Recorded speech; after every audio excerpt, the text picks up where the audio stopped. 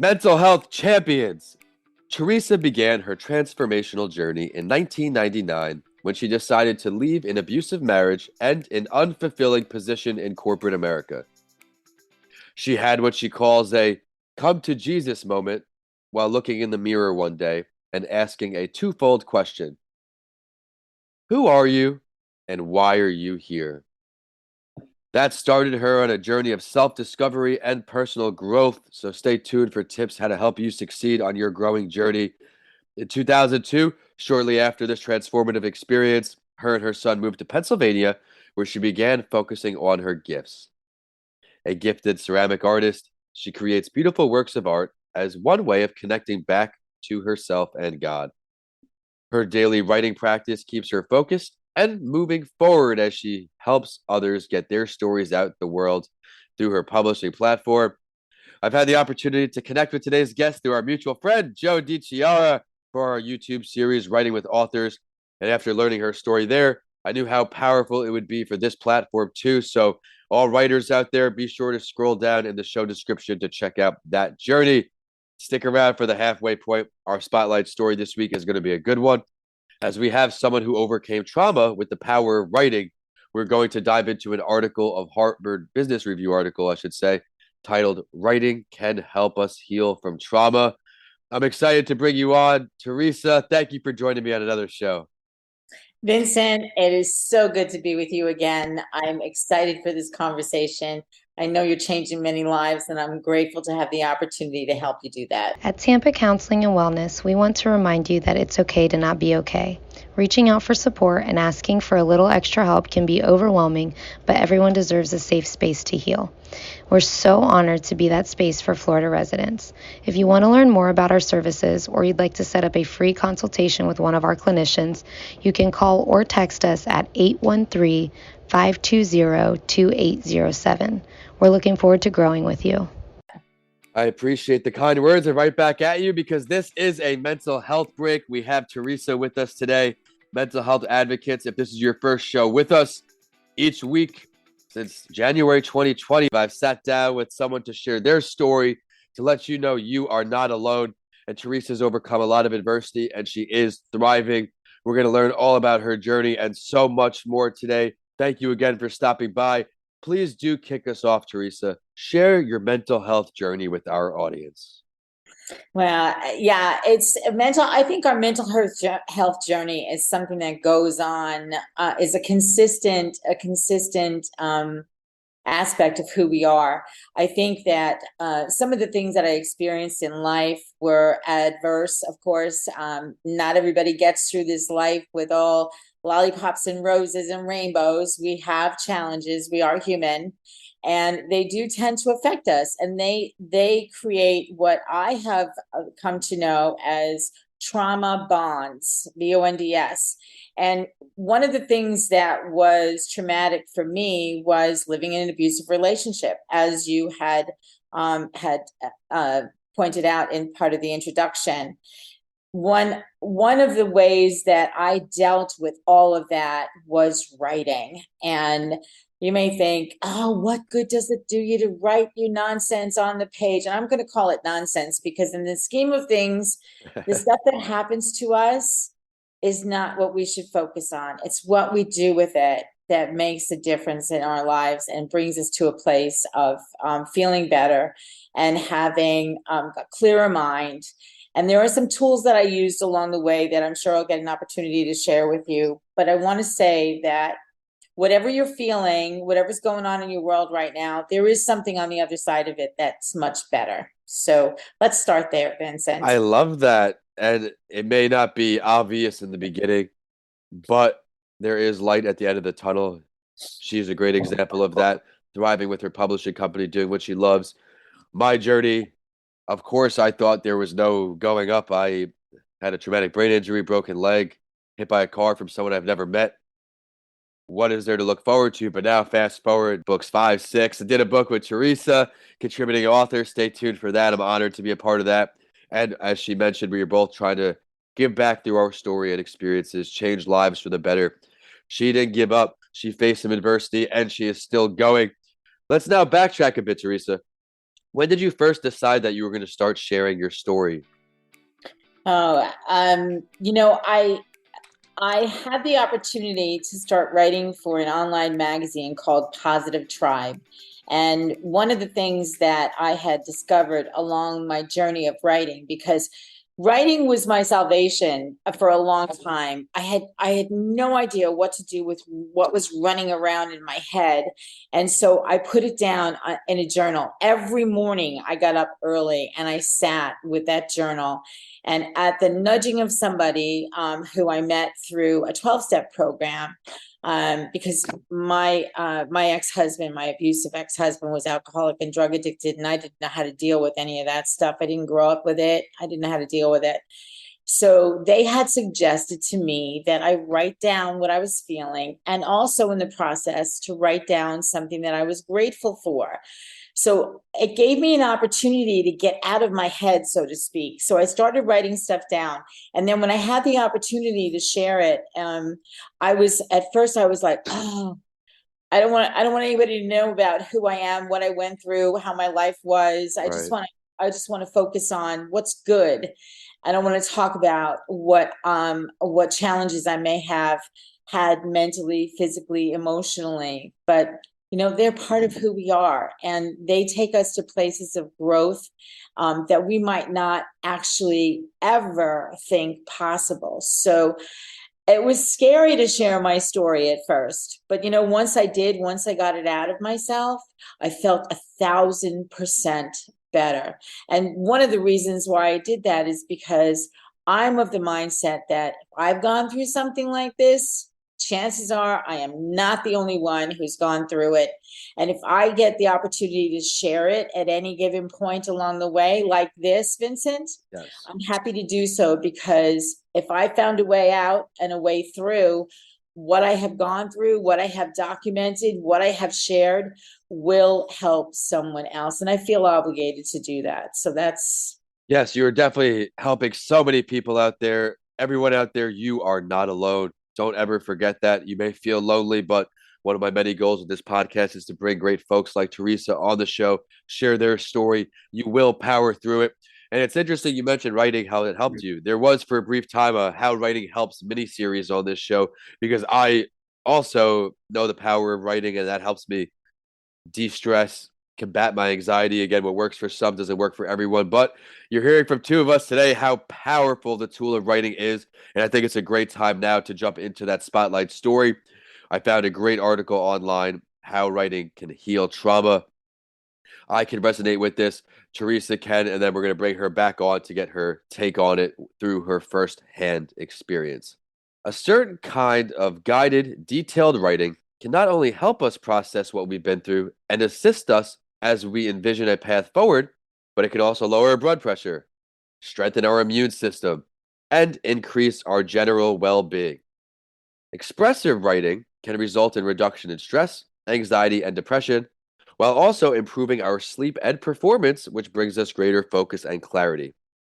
These effects of writing as a tool for healing, I learned, are well documented. Here we have some social psychologists in the article talking about the impact of a certain kind of writing on mental health in 1986. Since then, over 200 research studies have reported that, quote, emotional writing can improve people's physical and emotional health. In classic studies, students who wrote about personal upheavals, for 15 minutes a day over 3 or 4 days visited doctors for health concerns less frequently and reported a greater psychological well-being. I also want to touch on this. According to a later study in 2019, something more modern for everyone, a 6-week writing intervention increases resilience and decreases depressive symptoms, perceived stress, and rumination among those reporting trauma in the past year. 35% of those participants who began the program with indicators of likely clinical depression ended the program with no longer meeting this criteria. I love that. Teresa, what do you take away from this little write up here from the Harvard Business Review? I am so in agreement with the part about, the emotional writing can cause reduction in stress, anxiety, and depression, improve our sleep and performance, and bring us to greater focus and clarity. That was my exact experience, because once I got it out of my head and onto the paper, there was a bit of a release that happened, especially in the worst of times that I was going through. And I protected everything inside a journal. So, and I hid it so that no one else would see it. It was just for me to be able to begin the healing process from what I had gone through. And, a lot of people, I'm a firstborn child. A lot of people go through having great responsibility and being a good example for, and that in itself can put a lot of pressure, even on a little kid, to be the one in charge of the younger siblings. And there's sometimes no way for people to, and even at that young age, kids to express how they feel. But if you give them a pen and a paper, they can start to write things down. And if they don't write, they can start to draw pictures that can help in the healing process. It's a matter of, from my experience, getting it out of the head, out of the body, and onto the paper. And I will say something about this in terms of today's age where everything is on the computer. I don't know about you, Vincent, but sometimes I write stuff on the computer. When I'm writing for my own well-being and my morning practice, when I get up and I write things that I'm grateful for, and what's going on in my world and how I'm feeling and how I can bring a message of hope to someone, I do that physically with a pen and a paper in my hand, whether it's a journal or a paper. There is something that happens between the brain, and it goes through the body system, the cellular part of you, and onto the page, that makes for a greater release than actually typing the keys on the keyboard. Do you agree with that? Absolutely. I'm old school in the sense I'd rather the paper in front of me. I have a notepad with me pretty much at all times because I know I may forget. We're very busy people as entrepreneurs, and there's always something that pops up. I speak Mhm. about this a lot. I'm a big whiteboard guy, and this changed my life where I break down by hour each day the night before and then a rough outlook of the week. It helps me accomplish things way quicker. And that, for me, reduces my stress, reduces my anxiety because I'm not worried about what needs to get done, when things need to get done, how things need to get done. It's right there. Again, it may not work for everybody, but everyone out there, if you have not tried the whiteboard and you face similar problems, I challenge you to pick one up. You can prime it to your house today for $10. Yeah, exactly. And the other thing is that, with the technology today, the phone, sometimes people are just like, I don't know about you, but sometimes when I'm in the car, I use it as meditative time, and I get ideas come to me on way I could do things better, how I can, maybe there's something in my head going around that I want to write about, and I'm driving and I don't have, it's obviously not, I'm going to start writing things down. Right. But every smartphone today has a little voice recorder in it. So whether you're having a tantrum, whether you're having a meditative time and ideas are coming to you, I am a big advocate of using that voice recorder, because it will capture your thoughts, it will capture your words, it will capture your feelings, and then you can transcribe them, re-listen to them, and use them for your mental well-being and your ability to put your story on paper. So I that's, love that. I as well take intentional screen breaks. I need to be more active on social media. I've started using a scheduling tool to help me be on Facebook, LinkedIn, Twitter much better, much more, I should say. It's just not for me. I don't feel like a school principal or superintendent will not hire me based on the fact that I don't post every day. Granted, it hurts with certain areas where I've tried to get certain representation, excuse me, and the 10,000 mark on Instagram is huge. Meanwhile, most people are followers. You look at certain people's posts, they'll have all these likes, but they're all dummy accounts. I think social media, for my specific business, again, not for every business, some businesses need to rely on social media heavily. For me, I exert my where I am picking up the pace a little bit, but it's a weakness I'm trying to turn into a strength. But while we're on the topic of helping others here, Teresa, trying to help turn weaknesses into strengths, let's find out some things you do to improve your mental health. Obviously, we know writing is one of them. yes, absolutely. And part of that writing practice is gratitude. So one thing that I have learned that really flipped the switch for me on how I looked at the world was the practice of writing down things that I was grateful for every day, at least 3 things. Some people will tell you 5, some people will tell you 10. You discern what the gratitude practice is going to be. And if you've never done this before, start with one. Start with one thing that you're grateful for. What this does for me in my brain is it takes me out of the space of thinking about all the things that I don't have and how my life could be better. And it flips the switch for me to look at what I do have and how what I do have is making my life better. So it's a matter of flipping the perspective. So that along with prayer, I'm a big proponent of prayer. And for people who are not prayers, so to speak, there is a prayer called the Serenity Prayer that if you work, I'm going to say work the Serenity Prayer, it will help with with flipping that mindset. And it's just 3 simple lines. God, grant me the serenity to accept the things I cannot change. Let's face it, the only thing you can change in this world is yourself. That's it. And how you show up. Courage to change the things I can. If you go into a writing practice and you use gratitude as a basis for what you're going to focus on, I promise you, your life will change. And that is what you can do to make a change. And the wisdom to know the difference. Listen to what's in your heart. Yes. Forget all the chatter that goes on in your head. And I have this phrase that I use all the time. It's called shoot the judge, because I got this little committee that runs around in my head sometimes that brings judgment on me. And it's like, I didn't do this perfectly. I didn't do that perfectly. Or I shouldn't have said that. And there's probably some time in this conversation that I would say that if I was going back with that judgmental cap on my head, I would say, well, maybe I should have said this instead or whatever. And it's natural for us to do that because we want to show up as the best people we can be. But just know the difference between what you can change and what you can't. There are people outside of you. You can't change other people.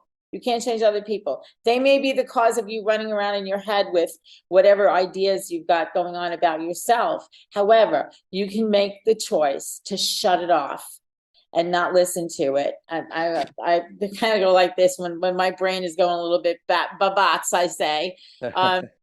I say, thanks for sharing, move on. And I physically make my hand, push them away, push those thoughts away that are just, detrimental to who I am and how I be. That's incredible advice. And we all face it in one way or another. We all tell ourselves things that we're often our own biggest enemy. I try to stress this more, even in my own life. The advice you would give to your best friend, sometimes give to yourself. Don't be so hard on yourself, everyone out there. You are doing great. I believe in you. Before signing off and finding out where to find all things Teresa, we're going to ask her for one more piece of advice to help all of you mental health champions out there who may be struggling. Teresa, what's something you can offer to them? I'm actually going to go back to the article that you read earlier because I actually underlined something particularly about why does writing intervention work? And this is what it says, and I firmly agree with this. While it may seem counterintuitive that writing about negative experiences has a positive effect, some have posted that narrating the story of a past negative event or an ongoing anxiety frees up cognitive resources. That's kind of like what I said about getting it out of your body, getting it out of your brain onto the page. And Vincent, I know this must have been a really healing tool for you because I know that you are someone who is really an advocate of this particular practice. It's been my experience that once you get out of your head and into your heart and stay with who you were created to be, many, many, many things will change in your life. That's not to say that you may not need an intervention somewhere along the line by trained staff. But the bottom line is there are a lot of things you can do for yourself. And I firmly believe that writing is one of them. And by the way, here's a practice that I'll share with you. If you've got a lot of negative stuff that's going on that you want to get rid of, and you just don't know how to physically get rid of it, write it down on the page. And I've done this many, many times. Get someplace, a can or something that's safe to burn in, and take that paper, crumple it up, put it in the can or in a fire pit or whatever, and watch it burn. There is something really healing about taking what's in your head, putting it on the paper, and giving it to the ethers, if you will, by watching it go up in smoke. And there's a release that happens, and I'm chills as I'm saying this. There's a release that happens when you do that. So just know that, do it in a protective space. I'm not telling you to go into the kitchen sink and set your paper on fire. Do it in a space where it's safe. If this is something that you want to try, it helped me through a lot of really hard times. But writing is the key for me. I love it. Well, congratulations again to how far you've come. Congratulations on all your success you've been having. I can't wait to keep in touch with you and see all that happens. Before actually we get this contact information, let's talk a little more about gratitude. Teresa, I'm humbled to have been asked to be a part of her latest project. Let's talk a little about that before signing off. Okay, it's called, there's a series of books that I'm working on. They're called the Daily Gift Book Series. And you can go to dailygiftbookseries.com to find out about it. The first book in the series, and I feel the most important, is a daily gift of gratitude. And so what I've done is collected a bunch of stories from people who have know the power of gratitude, either have a gratitude practice, or have experienced something in their life that maybe didn't go so well. And in the end, you think it's like the end of the road for you. And it's like, oh my Lord, what am I going to do now? And all of a sudden, something else happens that takes you on a different path. And in the end, you end up being grateful for all of the things that happened in the past that can now lead to a better future. So there are stories like that. There are stories of gratitude practices. There's a lot of really good stories coming into this. And it's one page a day, every day. And however many pages the book ends up to be, there's going to be something for everyone to take out away from this project, because there's so many voices. And thank you, Vincent, for contributing your story. I'm excited to publish it. Yes, me too. I had a really great time writing it. But of course, as any writer out here is listening on, word constraints, character limits make things a little more challenging. So wrestling back and forth to get it within her desired word count was a challenge, but I think it turned out great. Everyone listening on, be sure to check out everything Teresa has offered. Her contact info, again, will be in this episode description, along with her Writing with Authors journey. Be sure to check that out, as it is a YouTube series, all video. I am at Vincent A. Lancy on YouTube and all social media. The show is at A Mental Health Break and hashtag A Mental Health Break. With that, I am signing off until next Tuesday. Teresa, thank you so much. You're welcome, Vincent. It was great to be with you today. I appreciate it.